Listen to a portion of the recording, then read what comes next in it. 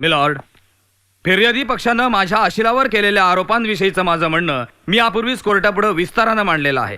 कोर्टानं एका गोष्टीचा गांभीर्यपूर्वक विचार करावा आणि ती गोष्ट म्हणजे फिर्यादीचं सार्वजनिक ठिकाणचं नियमबाह्य, असभ्य आणि लैंगिक भावना चाळवणारं वर्तन. कोर्टाने शिक्षा ठोठवताना या आणि असल्या गुन्ह्यांना प्रवृत्त करणाऱ्या व्यक्तींनाही का गुन्हेगार ठरवू नये हा माझा बचावाचा प्रश्न आहे. That's all.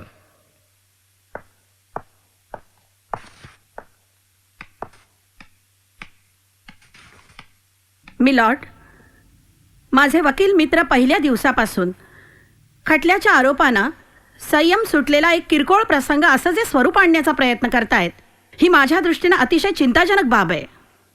स्वतःच्या अशिलाची विकृती माझ्या अशिलाच्या वर्तनाशी, केशभूषेशी, वेशभूषेशी जोडून उत्तेजनांच्या चाळ्यांमुळे संयम सुटला अशी जी मांडणी केली जाते ती एक प्रकारे मुख्य आरोपांना बगल देणारी तर आहेच, पण त्याहीपेक्षा निर्लज्जपणाची भावना. Objection milord. सरकारी वकील विषयाला सोडून व्यक्तिगत पातळीवर शेरेबाजी करतायत. Objection sustained. थँक्यू. सरकारी वकिलांनी कृपया लक्षात ठेवावं की ते सरकारी वकील असून कोणी समाज सुधारक किंवा समाजसेवक नव्हे. मिलॉर्ड, कोर्टाचा आदर राखूनच मी आपल्याला विनंती करू इच्छिते की वकील हा सुद्धा शेवटी हाडामासाचा माणूस असतो. त्यातून ती जर एक स्त्री असेल आणि दुसऱ्या स्त्रीवर झालेल्या अत्याचाराविषयी न्याय मागत असेल तर ती फक्त वकील म्हणून काम करूच शकत नाही. माझ्या दृष्टीनं यातील सगळ्यात गंभीर बाब अशी आहे की आरोपीनं माझ्या अशिलाच्या असहाय्यतेचा फायदा तर घेतलाच, बलात्कार केला आणि त्याहीपेक्षा आपण स्वतः पोलीस इन्स्पेक्टर आहोत असा बनाव केला. आरोपीनं बलात्कारासारखं निंद्य कृत्य करताना राज्यातील पोलीस दलाची प्रतिमाही मलिन केली आहे. त्यामुळं आरोपीला कडक शिक्षा ठोठावण्यात यावी. आरोपीच्या वकिलांनी माझ्या अशिलाच्या वर्तनाचा मुद्दा उपस्थित केलाय. हे तिचं वर्तन जरी नियमबाह्य आणि सभ्यतेच्या मर्यादा ओलांडणारं असलं तरी सुद्धा कुणी तिराहितानी तिच्यावर बलात्कार करून तिला शिक्षा द्यावी आणि ती सुद्धा पोलिसी वेशात. एकानं कायदा मोडला म्हणून दुसऱ्यानं कायदा गुंडाळून स्वतः हातात घेऊन त्याला शिक्षा करणं हा कुठला आलाय न्याय? आरोपी हा एक निर्ढावलेला आणि वैषयिक सुखाला चटावलेला माणसाच्या वेशातला श्वापद आहे. त्याला फक्त मानसोपचाराचीच नाही, कडक शिक्षेची गरज आहे. आज पुरुषाच्या बरोबरीनं खांद्याला खांदा लावून हरेक क्षेत्रात वावरणाऱ्या स्त्रीला आपल्या कामाच्या ठिकाणी किंवा विसाव्याच्या ठिकाणी रात्री अपरात्री यावं जावं लागतं. या तिच्या प्रवासात तिला मोकळेपणानं आणि निर्धोकपणानं वावरता यायला हवं आणि त्यासाठी स्त्रीकडे पाहण्याचा पुरुषाचा दृष्टिकोन बदलण्याची आज तीव्र गरज आहे. मला वाटतं या खटल्याच्या निकालाची प्रतीक्षा केवळ नंदिनीलाच नाही तर या राज्यातल्या नव्हे तमाम देशातल्या स्त्रियांना आहे. त्यांना न्याय मिळेल, मिळावा एवढीच विनंती. Thank you milord. दोन्ही पक्षांची बाजू कोर्टाने ऐकलेली आहे. निकाल देण्यापूर्वी आरोपीला काही सांगायचं असल्यास त्याने आपली बाजू मांडावी. जज साहेब, मला एवढंच म्हणायचं आहे, ज्या पद्धतीने मी उघड्यावर यांचा सेक्स पाहिला. Objection milord. आपण कोर्टात आहोत हे आरोपीने विसरू नये. आपण काय प्रभू रामचंद्राचा अवतार नाही. उघड्यावर जे काय वावग पाहिलं ते पाहून पुढे गेलो आणि पुढे जाऊन जे काय पाहिलं ते पाहून तर आमचा बॅलन्सच गेला. मी नुसती चौकशी केली साहेब. पोलिसांचं कशाला सांगू मी. मला पाहिलं आणि त्यांना कापरं भरलं आणि पोरगं गेलं पोरीला टाकून.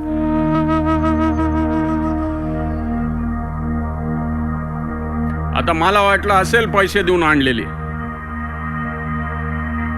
आता माझा गुन्हा एवढाच झाला की झाकण बाजूला सारलेल्या भांड्यावर माझी नजर गेली आणि भूक माझी चाळावली. ठीक आहे. फिर्यादीला आपली बाजू मांडण्याची परवानगी देण्यात येत आहे. मिलॉर्ड, मैं 1 साल से पूना में हूँ. मराठी समझ तो लेती हूँ लेकिन ठीक तरह से बोल नहीं पाती. अगर आपकी इजाज़त हो तो मैं जो कुछ भी कहना चाहती हूँ हिंदी में बोलूँ. इजाजत है. जब से मेरे साथ ये हादसा हुआ है तब से लेकर आज तक मैंने सिर्फ सुना है, फिर चाहे वो पुलिस हो, पब्लिक हो, रिलेटिव हो, फ्रेंड्स। ये पहला मौका है जब किसी ने मुझसे कुछ सुनना चाहा है।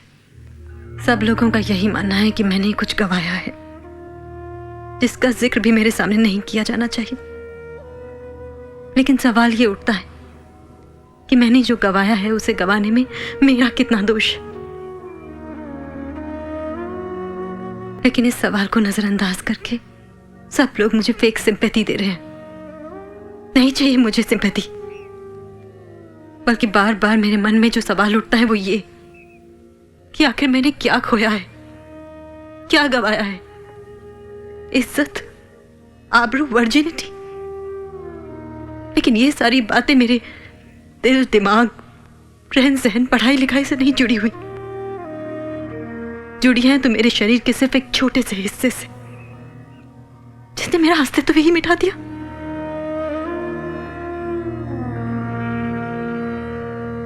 वैलेंटाइन डे की उस रात को क्या हुआ वो मैं नहीं दोहराना चाहती,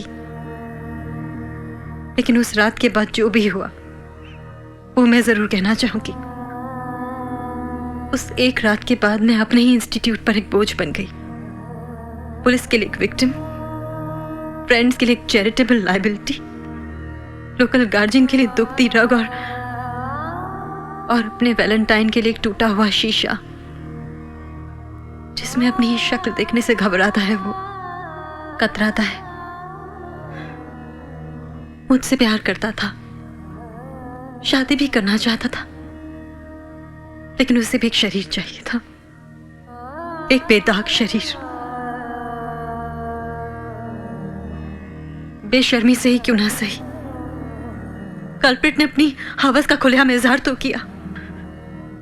ये सच है, ये सच है कि एक मर्यादा को मैंने जोश में आकर तोड़ने की गलती की है। लेकिन यह भी सच है कि आज मैं उस मर्यादा की इंपॉर्टेंस को समझ चुकी हूं। हम 21वीं सदी में रहते हैं, 21वीं सदी की बातें करते हैं, लेकिन सच तो यह है कि ये 21वीं सदी हमारे कुछ लिबासों और कुछ लफ्जों तक ही सीमित है। आज भी हम उन्हीं घिसे पिटे संस्कारों पर जीते हैं, जिसमें मेल और फीमेल के लिए अलग अलग कोड ऑफ कंडक्ट है। इसीलिए उस रात तक मेरे शरीर को चाहने वाला मेरा वो प्रेमी उस रात के बाद मुझसे दूर चला गया। मैं आपसे पूछती हूं, क्या आपके इस 21वीं सदी के जमाने में भी मन से ज्यादा तन की कीमत है? क्या आज भी राम, सीता और धोबी की कहानी रेलेवेंट है? मैंने किसी से प्यार किया, किसी का बलात्कार भी सह लिया, अपने स्त्री होने की पूरी कीमत अदा की है मैंने।